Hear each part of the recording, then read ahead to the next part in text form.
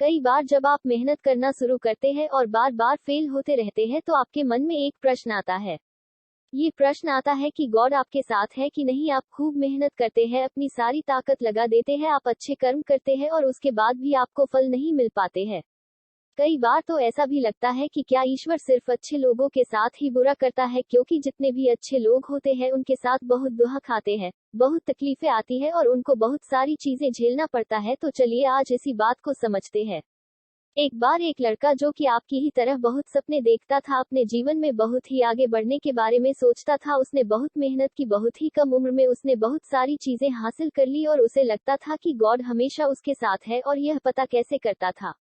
हर रोज जब वह समुद्र के किनारे जाता था तो उसे लगता था कि ईश्वर उससे बातें कर रहे हैं, वो साइड में है और वो ईश्वर से बातें कर रहा है, क्योंकि जब वो चलता था तो रेत पर उसे दो पैर के निशान दिखाई देते थे, एक गॉड के और एक खुद के। वह लड़का बहुत ही ज्यादा खुश था, उसने अपने जिंदगी में वह सब कुछ पाया था जिसके आप सपने देखते हैं। लेकिन कहते हैं ना, यदि सूरज उगा है तो ढलेगा भी, यदि घड़ी में दोनों कांटे ऊपर है तो दोनों कांटे नीचे भी आएंगे। उस लड़के के साथ भी यही हुआ। धीरे धीरे उसकी कंपनी लॉस में जाने लगी, जहां करोड़ों की प्रॉफिट बना रही थी वहीं पर करोड़ों का नुकसान होने लगा।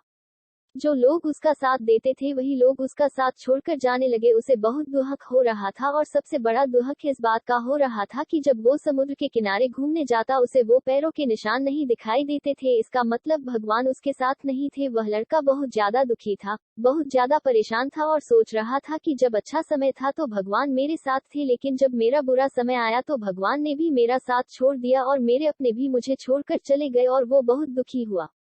लेकिन उसने हार नहीं मानी, उसने हिम्मत रखी और जो भी चीजें गॉड ने उसे सिखाई थी उन चीजों को, उन बातों को उस लड़के ने फॉलो किया और फिर से मेहनत करना शुरू किया।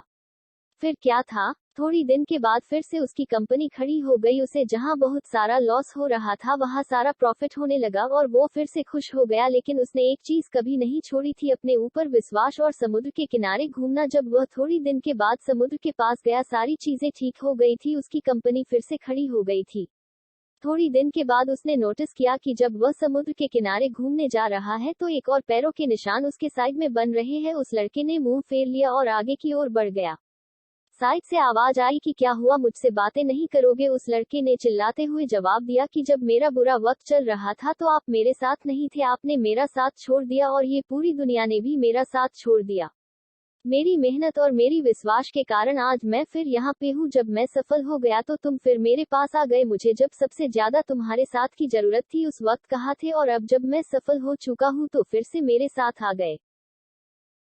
साइड से मुस्कुराने की आवाज आई और कहा, मैं तब भी तुम्हारे साथ था और आज भी तुम्हारे साथ हूँ। लड़का थोड़ा सा झल्ला गया और कहने लगा कि यदि तुम साथ थे, यदि साथ होते थे तो एक और पैरों के निशान मेरे साइड में दिखाई देते थे।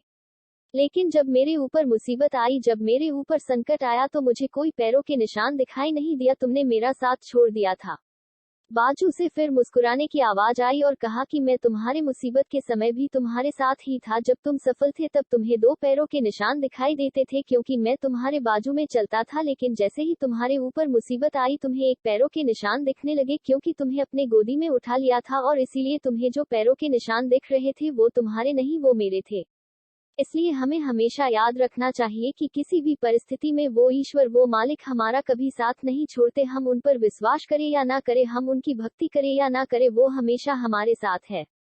इसलिए इस बात को हमेशा याद रखना, हाथों के लकीरों से पहले उंगलियां होती है, जो हमें यही सिखाती है कि हमें अपने किस्मत से पहले अपने कर्मों पर भरोसा रखना चाहिए।